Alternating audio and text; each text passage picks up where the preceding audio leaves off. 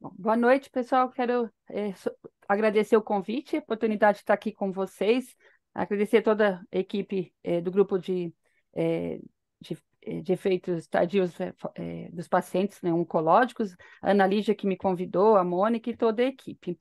Eu não sei se todo mundo me conhece, eu sou Carlota, sou oncologista pediátrica, acabei me especializando em medicina paliativa, hoje praticamente, exclusivamente me dedico mais à medicina paliativa, e me especializei em dor também. E aí me convidaram para conversar um pouquinho sobre a dor crônica no paciente fora de tratamento, no paciente que está já fora do tratamento do câncer. Então, nós vamos falar um pouco, eu vou apresentar um caso clínico, tá? Nosso, que nós tivemos lá na instituição, no GRAAC, e depois da apresentação do caso clínico, eu vou apresentar um pouquinho sobre o que é a dor, o que é a dor crônica e o que a gente tem na literatura sobre a dor no paciente, a dor crônica como efeito tardio no paciente fora de tratamento. E aí, se a gente tiver um tempinho, que eu espero que sim, eu vou tentar não demorar muito, não me alongar muito, para a gente poder depois conversar um pouco e discutir um pouquinho. Então, um caso clínico, eu vou começando a apresentar uma adolescente de 16 anos que teve a sua primeira consulta no GRAAC em 22 de setembro de 2015. Ela tinha uma história de 3 semanas de uma dor progressiva na perna esquerda, com edema local. No exame físico era uma massa palpável no fêmur, uma massa mais endurecida, tinha aumento de temperatura local, aumento da vascularização, né? Causava uma diminuição da amplitude do movimento. Ela era uma paciente que tinha bastante dor quando chegou para nós, lá em 2015. Ela vivia com a mãe, na época tinha um irmão de 14 anos, uma irmã de 14 anos e um irmão mais velho de 21 anos. Né? O pai os pais eram separados e ela mantinha pouco contato com o pai. Né? Na situação social dela, o que chamou muita atenção da gente logo no começo é o vínculo familiar. Tinha pouco, uma menina bastante independente, ela que tomava conta dela, que vinha nas consultas. As duas primeiras consultas ela veio com amigas da escola, aí a gente teve que acionar a mãe para estar junto, o irmão mais velho também. Mas ela, durante quase todo o tratamento, até em internações, ela acabava sendo acompanhada por as amigas dela do colégio. Tá? Na época, ela estava no primeiro ano do ensino médio e quem mantinha a casa economicamente era a mãe e o irmão que trabalhavam, da religião católica. Tá? Então, ela tinha essa imagem inicial, tá? No fêmur distal, e ali era o raio-x, aqui a ressonância, tá? E não tinha nada de nódulos no pulmão na época, tá?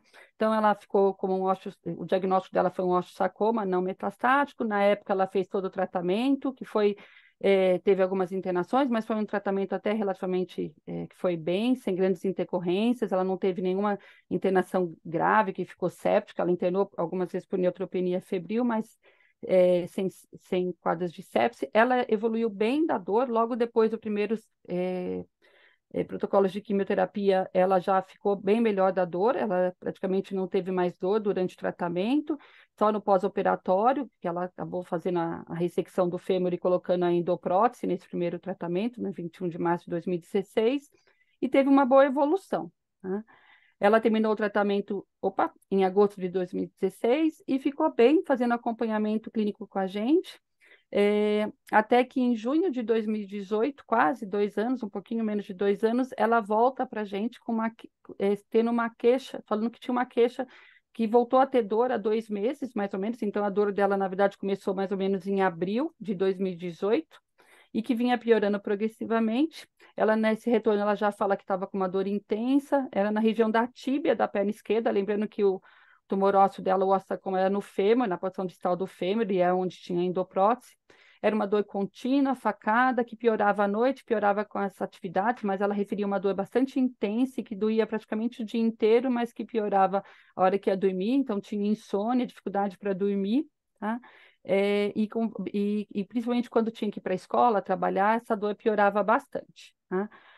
Na última consulta, antes dessa, que ela voltou com a gente em junho, que tinha no nosso prontuário, era de janeiro de 2018, na época, e nessa consulta de janeiro ela ainda não tinha grandes queixas, ela estava relativamente bem, estava estudando e trabalhando, era caixa de supermercado e estava fazendo um curso técnico de informática. E aí, praticamente aí, 5 meses depois, começa com esse quadro de dor importante. A gente acabou fazendo uma imagem, tá? Nessa imagem a gente viu essa imagem, essa lesão esbranquiçada na tíbia, e que preocupou bastante a equipe. Coincidentemente, nesse período, em junho, que ela volta com a gente, ela conta que está muito preocupada com o irmão dela mais velho, que ajudava bastante em casa. Ele tinha caído da moto e estava com uma sequela grave, uma sequela tanto neurológica quanto da lesão. Ele teve uma fratura importante na perna. Ela contava para a gente que ele tinha ficado com uma ferida aberta, que ela que tinha que cuidar, fazer os curativos dessa lesão desse irmão, tá? Ela também referia que piorava muito a dor dela, porque ela tinha que cuidar o tempo todo do irmão, ela parou de estudar, ela largou, o curso técnico dela de informática ela tinha parado, e estava afastada do trabalho, do mercado, ela estava apresentando atestados, mas ela ainda estava no trabalho. E ela referia nessa época que ela tinha muito medo de estar com câncer novamente. Então a gente fez a imagem, acabou vendo aquela lesão esbranquiçada, ficamos com uma dúvida se tinha recaída e acabamos optando por biopsiar essa lesão.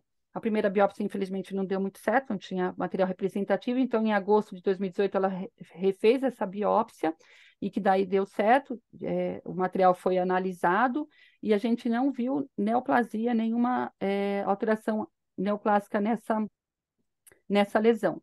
O que a gente fez foi uma imagem, novamente, uma tomo da endoprótese, a gente mostrou que tinha sinais de soltura dessa endoprótese, quando isso acontece, a gente sabe que o paciente pode ter bastante dor, tá? Mas sem sinais de fratura. Então, foi retirado essa endoprótese, foi feito um implante com antibiótico e ela foi sendo acompanhada com a nossa equipe. Em relação à analgesia dela, quando ela chegou para a gente em junho, ela desde abril, ela já tinha passado em outros serviços que ela mesma contou para a gente, ela já veio tomando morfina, 5 miligramas de 4,4, dipirona e celecoxib. Quando chegou para nós, então, nós acabamos, ela tinha bastante dor, realmente, se queixava de dor intensa, não conseguia deambular, acabou aumentando um pouquinho a dose da morfina, manteve gabapentina e a dipirona, tá? Era uma dor de difícil controle, ela vivia no pronto-socorro, tanto do nosso serviço como ela tinha história, ela contava que ela procurava outros pronto-socorros também para tomar medicação, ela era medicada nesses outros pronto-socorros também, e era medicada com opioide. A gente começou a se preocupar um pouquinho com isso, porque como a gente não identificou nenhuma lesão mais grave na perna, não tinha recidiva, ela tinha feito tratamento de um quadro que podia ser ali infeccioso com antibiótico, e tinha melhorado bem, mas ela ainda referia mesmo após isso bastante dor. Então a gente tentou rotacionar para um opioide que tivesse menos toxicidade para ela, a metadona. Tentamos usar os adesivos também, mas ela realmente tinha se adaptava bem pouco às medicações, ela sempre acabava voltando à morfina, sempre negava alívio da dor, chegava a usar 10 resgates por dia de opioide, além de procurar os prontos-socorros, e nesse período ela já estava acompanhando com a psicologia, com a psiquiatria, com a físio, com a TO e em acupuntura para toda a equipe junto tentar entender melhor essa dor da paciente e a gente cuidar melhor aí do controle dessa dor, né? Ela Num dos retornos dela que ela teve com a gente, ela retorna na consulta e ela está usando um PET de fentanil que não foi a nossa equipe que colocou, e ela vem contando para a gente que ela tem uma amiga que está tratando câncer de mama e a amiga emprestou o adesivo para ela, né? Que às vezes isso acontece, né?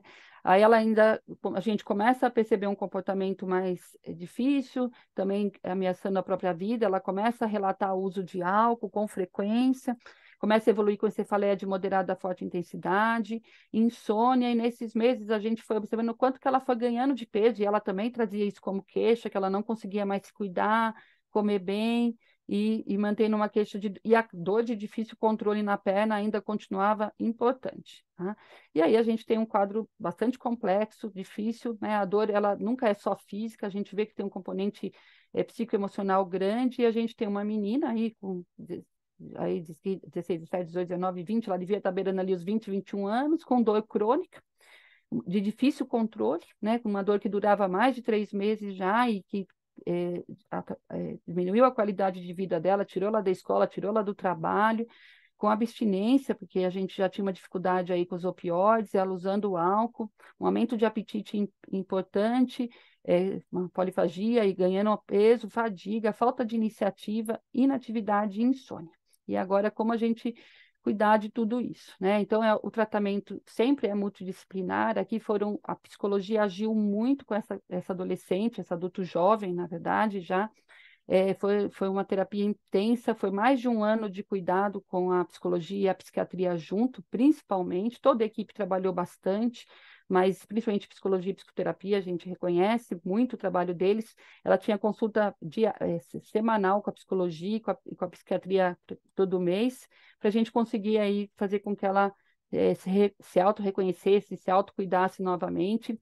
Foi chamada a família, a mãe, para estar próxima, né? A gente também trabalhou muito com a equipe de enfermagem, nos ajudou bastante com o irmão que estava em casa acamado, para que a gente pudesse ter um EMAD, e o posto de saúde ajudar a cuidar desse irmão também. Então, todo esse contexto foi olhado para a gente poder ajudar essa menina voltar e tentar melhorar essa dor e voltando aos poucos. O cirurgião plástico também nos ajudou muito aqui, porque como essa menina engordou muito, ela foi para um grupo de emagrecimento que a gente tem lá na Unifesp, na universidade mesmo, para adultos obesos. Eles trabalharam com ela também, foram 8 meses, ela conseguiu perder peso e depois ela ficou com uma mama grande, ela conseguiu fazer a cirurgia plástica com o cirurgião plástico para reduzir essa mama. Isso melhorou também muito a autoestima dela e a gente foi conseguindo manejar aos poucos. E uma coisa que foi muito importante também, aos poucos a retirada dos opioides, ela reconhecer que essa dor dela tinha dor, claro, a física, tinha um processo inflamatório ali que se iniciou, mas se manteve como uma dor crônica também com um componente psicossocial muito grande, e ela tinha esse medo muito grande do tumor voltar, que isso ela sempre referiu bastante e que às vezes a gente vê nos pacientes mais comumente do que a gente imagina, principalmente quando a gente questiona e pergunta para eles sobre isso. Isso normalmente aparece, né? Então, a gente precisa lembrar que o controle da dor crônica, a dor crônica muitas vezes ela até vem como uma síndrome, ela pode ser alcançada na maioria dos pacientes, mas sempre pela aplicação de um programa flexível e cuidadosamente individualizado, né? Levando em consideração as drogas analgésicas, às vezes se precisar tratamento intervencionista, aqui a gente não precisou. O tratamento sempre vai ser multidisciplinar com toda a equipe, lembrar de temperatura da terapia comportamental, que às vezes é necessário, importante, e sempre a atenção à família e ao meio ambiente que o paciente vive e ele está ao redor dele, porque senão a gente não consegue controlar a dor, porque a dor normalmente crônica, principalmente, ela nunca é só física, tá? E lembrar que todas as crianças, adolescentes e adultos que vivem com dor crônica, eles vão ter uma melhor oportunidade de atingir seu potencial, sempre por meio de uma rede de apoio, tá? Totalmente integrada e que tem que ser abrangente. E programas que promovem educação e transferência de conhecimento, né? Para ela, a gente sempre conversou muito do que era a dor, como é a dor, para ela entender que é mudança de comportamento, mudança de hábito de comportamento, e a gente precisa passar isso para os pacientes, informá-los sobre isso, que não é só remédio, que senão eles ficam em busca só da medicação e que o remédio não tira eles, muitas vezes, do quadro de dor crônica, só a farmacologia. E os pacientes, eles têm muito essa coisa, que querem sempre um remédio para resolver tudo. E a gente precisa educá-los que não é só remédio que vai resolver a dor crônica. Aliás, o remédio ele é importante, mas ele é só um dos componentes da dor crônica. Então, vou falar um pouquinho agora sobre dor, tá? Então, só para a gente lembrar agora a IASP, que é a Sociedade Internacional para o Estudo da Dor, em 2020, publicou uma nova definição de dor. Essa nova definição de dor, ela é um pouquinho diferente da anterior, mas essa palavrinha só que mudou aqui, assemelha, né? Então, na verdade, foi a única palavra diferente da definição de 79, apesar de ser uma única palavrinha, ela amplia bem esse conceito de dor, né? Na verdade, a dor é considerada uma sensação, né, desprazerosa, que tem um componente sensorial, biofísico e emocional, e associado com uma lesão tecidual ou potencial para causar essa dor. Ou uma situação que assemelha a isso. Quando a IASP põe isso, que é uma situação que assemelha a isso, ela reconhece que alguns pacientes não vão ter a causa da dor propriamente dita, mas ainda assim eles sentem dor e têm que ser cuidados e ter sua atenção, e a gente precisa sempre acreditar na dor.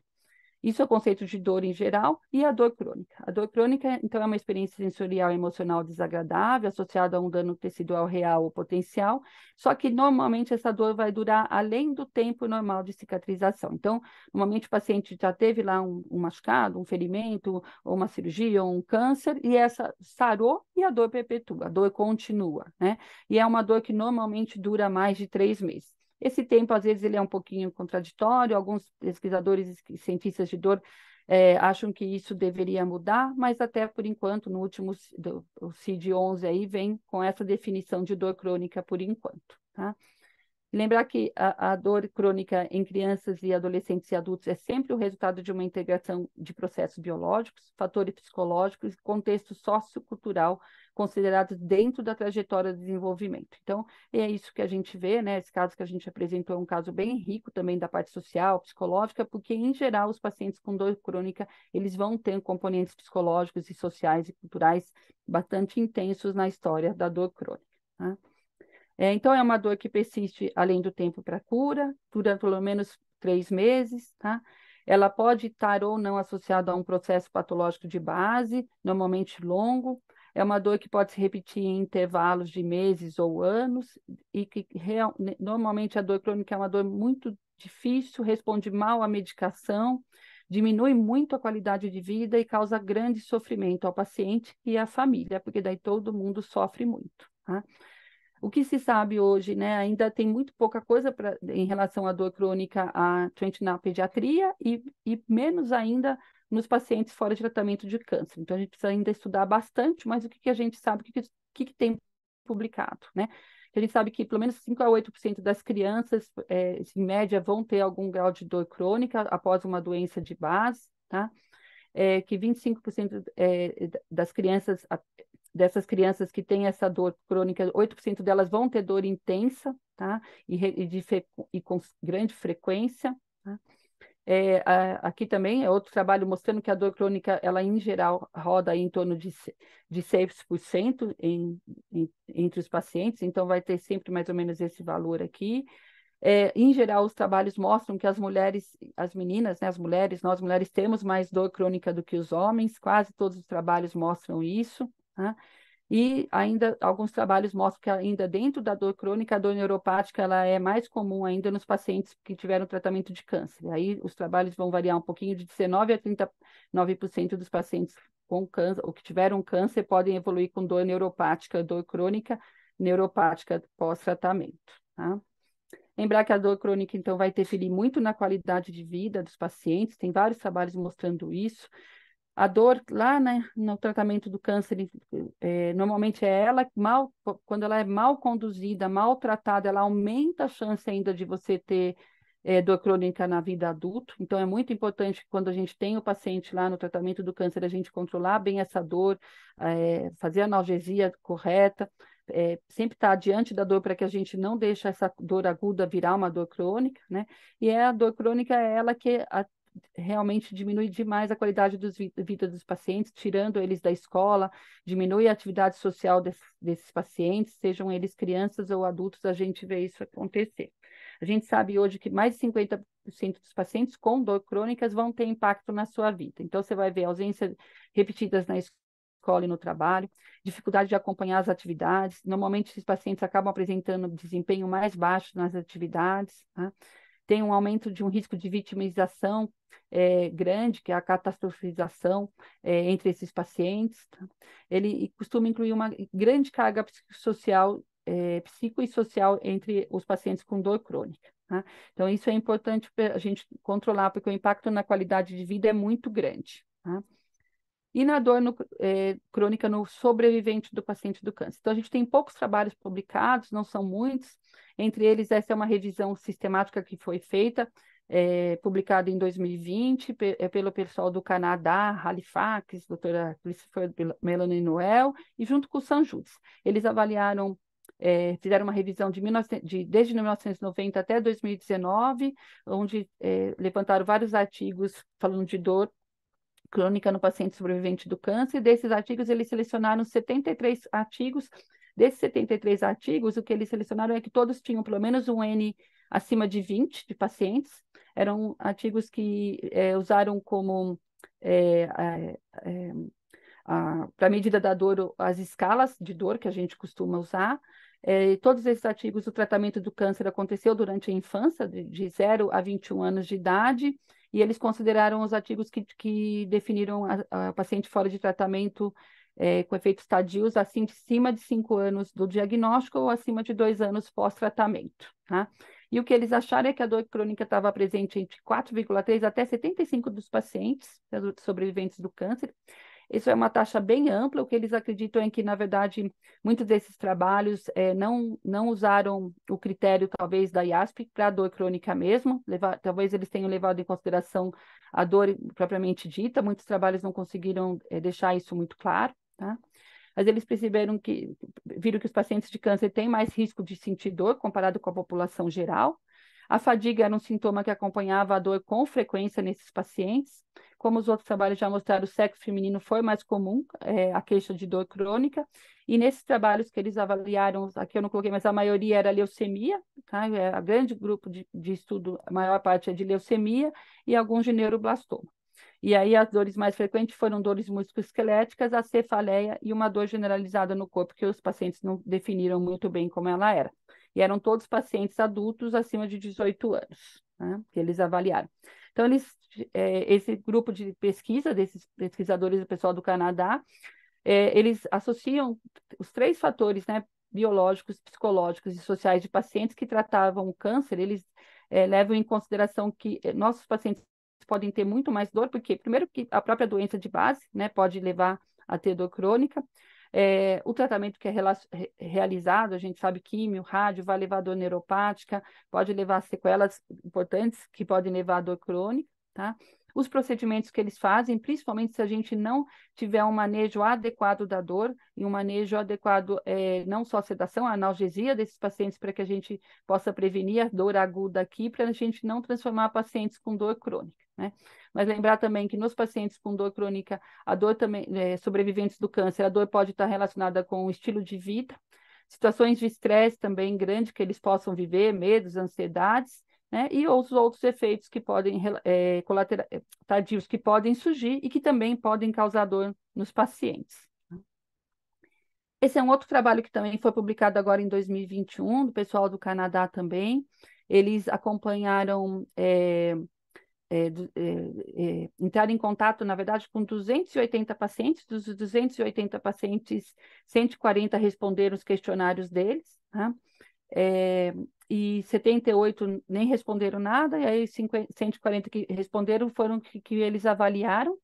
Eram todos pacientes adultos, a maioria estavam acima de 17 anos, e a maioria deles estavam 6 meses até 11 anos fora de tratamento, e eles avaliaram através de questionários online, que esses pacientes foram convidados a responder. Eles responderam vários questionários, questionário de dor propriamente dita, o questionário de catastrofização ou de vitimização, porque normalmente quem tem dor crônica tem essa tendência de vitimização, questionário de qualidade de vida, questionário que infere a ansiedade e escalas de depressão, que é o PROSME.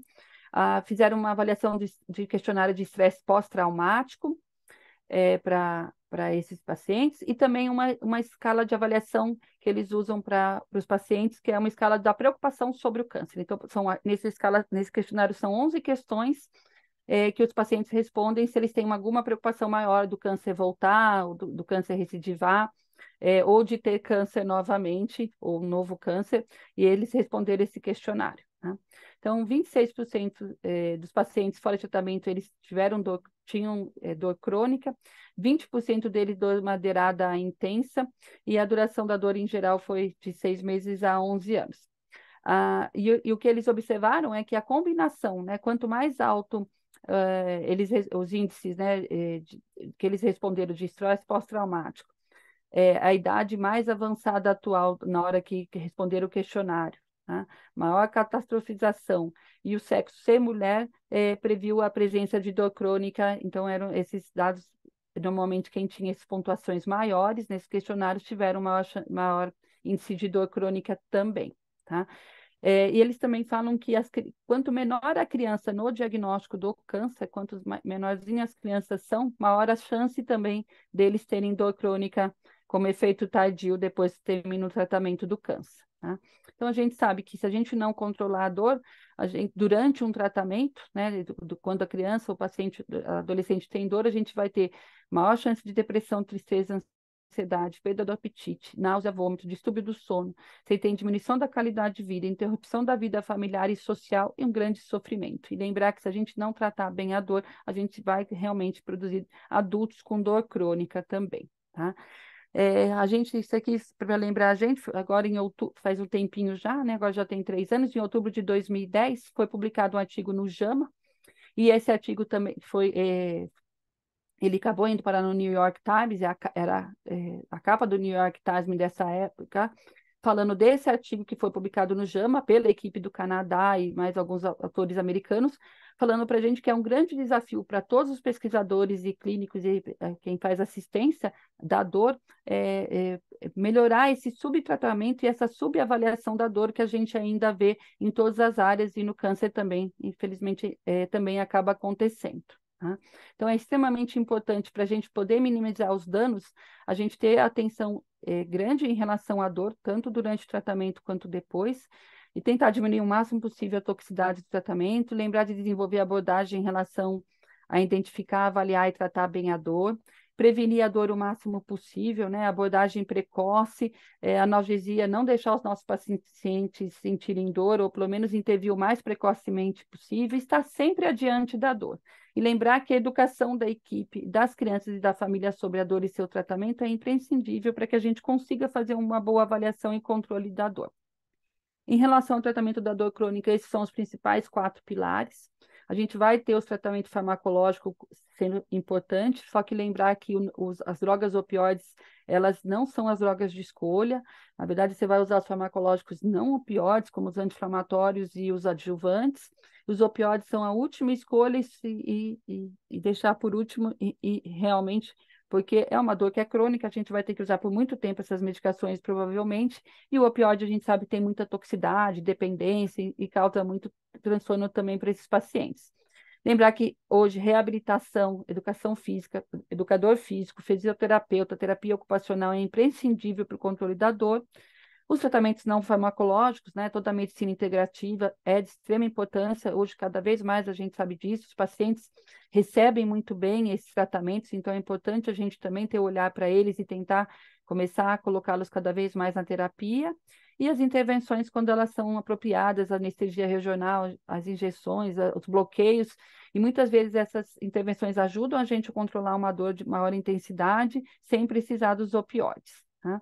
Então, aqui só para a gente lembrar, então, na dor crônica, as técnicas não farmacológicas são as mais importantes aqui na dor crônica, é o que a gente mais vai usar e intervir, é mudança de hábito, mudança de vida mesmo, mudança de comportamento doloroso, e aqui as técnicas não farmacológicas são de extrema importância junto com a psicologia, a psiquiatria, as drogas adjuvantes, e só por último mesmo os opioides, se a gente não tiver como, tá?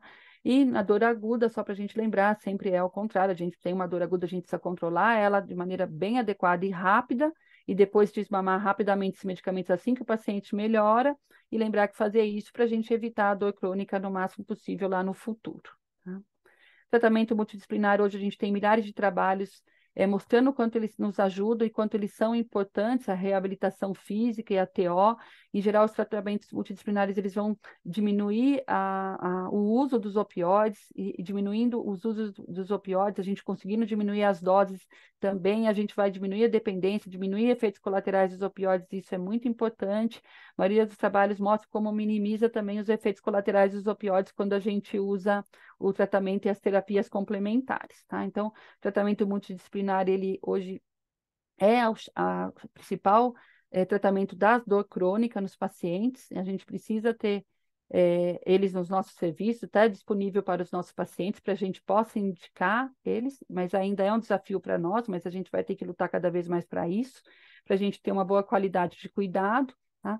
E para a gente poder entregar para a sociedade adultos saudáveis e bens, e que a gente possa ter o menos de efeito colateral possível e o máximo possível de qualidade de vida para os nossos pacientes, tá? e lembrar que todos nós somos responsáveis pelo controle da dor. O enfermeiro lá da assistência, o médico que prescreve, o fisioterapeuta, todo mundo tem que saber dor, todo mundo tem que saber as estratégias farmacológicas, físicas e psicológicas para a gente aliviar e cuidar bem dos nossos pacientes, para a gente poder controlar bem a dor deles, né? Gente, obrigada. Acho que era isso que eu queria contar para vocês. Agora acho que deu um tempinho aí, não muito, mas uns 10, 15 minutinhos para a gente discutir. Então, eu queria agradecer, Carlota, a aula Hum, excelente. Muito é, bom ouvir você falar sobre essa abordagem multidisciplinar e cada vez mais cuidar, né, do sobrevivente, valorizar as queixas, né, e mais ainda tentar minimizar esse dano ainda lá no início, né, quando a gente começa o tratamento desses pacientes. Muito, muito bom ouvir você falar. Parabéns, excelente a aula.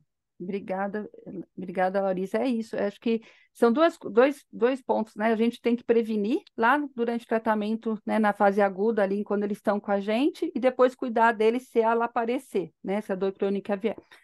Os trabalhos mostram que a gente ainda questiona muito pouco sobre a dor, né, nos pacientes com efeitos tardios, e então a gente também tem que investigar mais, procurar mais e perguntar, porque muitas vezes o paciente acredita que a dor também faz parte da vida deles, né?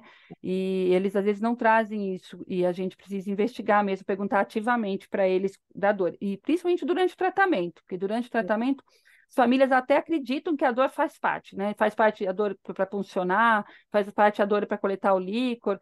Então, e isso que a gente também tem que mudar culturalmente no nosso país, que a dor não pode fazer parte, não. A gente tem que aliviar o máximo possível ela. E valorizar também, não é, Carlota, a queixa do paciente, principalmente, assim, a gente tende a minimizar, Sim, principalmente curado, né? Então, o fato da introdução mesmo dessa abordagem multidisciplinar, isso reforça o quanto a gente tem que dar importância à queixa e buscar diversas formas de realmente tentar resolver esse problema. é que normalmente a dor do outro ela não comove muito a gente. E a dor, ela é um sintoma que a gente não pega, né? Não tem ele, porque você não tem um exame que fale, olha, né? A não ser que você tenha uma fratura, né? Ou até o tumor lá, a gente vai ter que acreditar na dor do paciente, a dor que ele diz que ele tem e que ele sofre com isso, né? Então, por isso que às vezes é tão difícil. Mas a gente precisa aprender que ela está lá, ela existe e causa sofrimento e que nós temos que valorizar essa dor e acreditar na dor do paciente. Mesmo com essa dor tem um componente psicossocial muito importante, que em geral a crônica tem, você tem que cuidar de tudo isso, né? Fornecer o tratamento, fornecer o cuidado. Então a gente tem que acreditar neles, que eles sofrem muito. Essa menina, essa adolescente nossa, claro que foi desafiador para toda a equipe, não foi fácil. A gente conta assim, foi mais de um ano acompanhando e para que ela pudesse se reabilitar e voltar e melhorar da dor. Ela ainda, de vez em quando, volta com um pouquinho de dor, mas ela está bem melhor agora. Mas foi super intenso, e principalmente psicologia e psiquiatria ali atuou demais junto com a enfermagem. É. Doutora Mônica quer comentar alguma coisa? Adriana? Eu vou colocar aqui o microfone. Não, gostaria de agradecer também a Carlota. A gente vê, graças a Deus, não é um tipo de dor muito comum no nosso ambulatório de fora de tratamento, mas a gente teve alguns casos, sim, principalmente pacientes que eu me recordo assim de cabeça, pacientes com tumores ósseos, assim como essa, que teve ou encurtamento da prótese, ou sutura da prótese. E é uma coisa que realmente é um limitante da vida. A pessoa não consegue trabalhar, não consegue se relacionar, não consegue sair de casa, não consegue ter vida social, vida laboral, nenhum tipo de vida. E é, mu- a- e é muito importante a gente não só dar importância, tratar, mas também encaminhar toda a equipe multidisciplinar que pode ajudar, nos ajudar como médicos a resolver isso, porque realmente não, a gente não dá conta sozinho, não. Não, não dá não. Né? Também a gente, em outras ocasiões, usou muitos serviços de fisioterapia, fisiatria, porque era que eu me lembro, e até comentei com a Carlota, eu lembro bem de um rapaz, que é um homem já, que tinha um encurtamento importante da prótese, tinha muita dor, não conseguia trabalhar, ele era bancário, trabalhava no Itaú e tinha que trabalhar de pé, mas ele não queria trocar a prótese, porque falaram que ele já tinha trocado a prótese antes talvez não conseguisse mais colocar endoprótese se tivesse que amputar um membro. Então, ele tinha muito medo de ter que amputar um membro. Então, tinham várias questões envolvidas. E eu acho que a importância da equipe multiprofissional, assim, não tem como a gente descrever, né? É de É. extrema importância. Fico só pensando nos serviços que não tem toda essa equipe, porque não é fácil. Nós mesmos no GRAC começamos a ter psiquiatra, né? Que é a Yasmin, há quanto tempo atrás? Carlota, 5 anos? Não faz muito tempo. Não, não faz. Tanto que essa adolescente não foi a Yasmin que cuidou dela, foi a gente chamou o psiquiatra lá do Hospital São Paulo, e ele vinha, e aí ela tinha que ir lá, ela não queria ir, a gente acompanhava ela porque ela não queria ir, porque daí ela tinha que ir lá no São Paulo. A gente tem aí, acho que a É, Yasmin está com a gente há pouco tempo, aí uns 4, 5 anos, isso. eu acho que é por aí mesmo, não É. tinha antes.